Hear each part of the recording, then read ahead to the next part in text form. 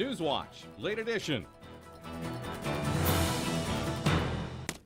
Hello and good evening. Thanks for tuning in tonight. I'm Jesse Thomas, and here's what's making news this weekend. Fur trapping is considered one of our country's oldest industries, and this weekend the Kawartha Haliburton Trappers Association held its Trappers Carnival in Apsley. On Saturday, the Kawartha Haliburton Trappers Association held its 39th annual Trappers Carnival at the North Kawartha Community Centre. The fur trade had a major part in building Canada, largely by the sale of beaver pelts to Europeans. It's said that trade opened up the country for exploration and immigration.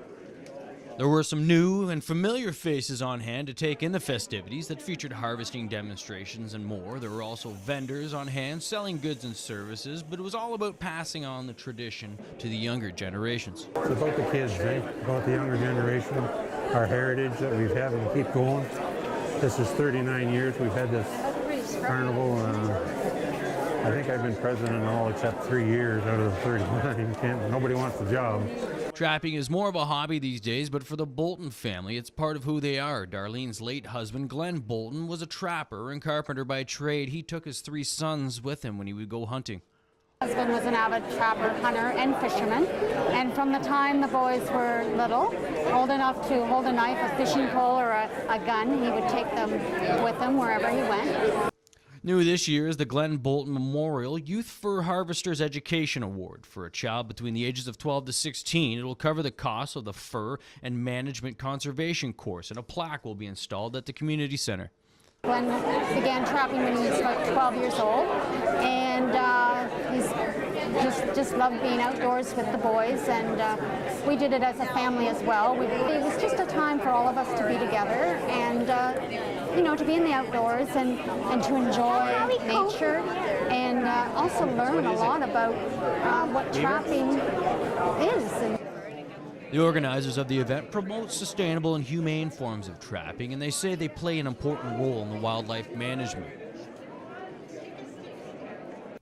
Now, a story animal lovers can relate to. Dog lovers and those who just like to get out of the house during the winter will enjoy this next story, as the Pinestone Resort and Winter Dance Dog Sled Company played host to the 13th annual Haliburton Dog Sled Derby. The competitors and their 4-legged friends come from far and wide to take in the annual 2-day dog sled derby. It features some 4, 6, and 8-dog sprint races and also skijoring, a combination of cross-country skiing and dog sledding. Organizers say the conditions this year were nearly perfect. The trail, the mushers are saying, is the best trail they've ever seen here. Our groomer works for the Nordic Ski Club, and they're very kind to let us allow to use their equipment, so he's been doing a great job, and the trail's perfect. Sherry McCallum got into the sport after adopting a Siberian Husky from her brother. She's been hooked on the sport ever since. I love the dogs, and I love the speed, and I just love the challenge of it all. It's just the most fantastic thing there is.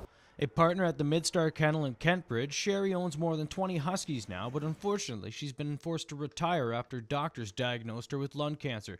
She's already beat the disease twice. The news is hard because she wanted to race in honor of her husband Wayne this year, who died suddenly in October. So to honor him, I wanted to run this year for heart and stroke as well. But since that happened, I've also been diagnosed now myself with lung cancer, which is directly related back to my original breast cancer. Sherry wears pink and is the founder of Mushing for the Cure. She's looking to raise awareness of the disease that has touched so many in the sport. I wear pink, my sled is pink, my girls wear pink. I don't humiliate my boys, I let them wear burgundy. For her and others in the sport, it's like having one big family. Everybody's always there to help, and it's just one big extended happy mushing family. Yeah, it really is, and really a wonderful sport. The event wrapped up Sunday with a banquet. There were nearly 90 teams in all, the second largest event in race history.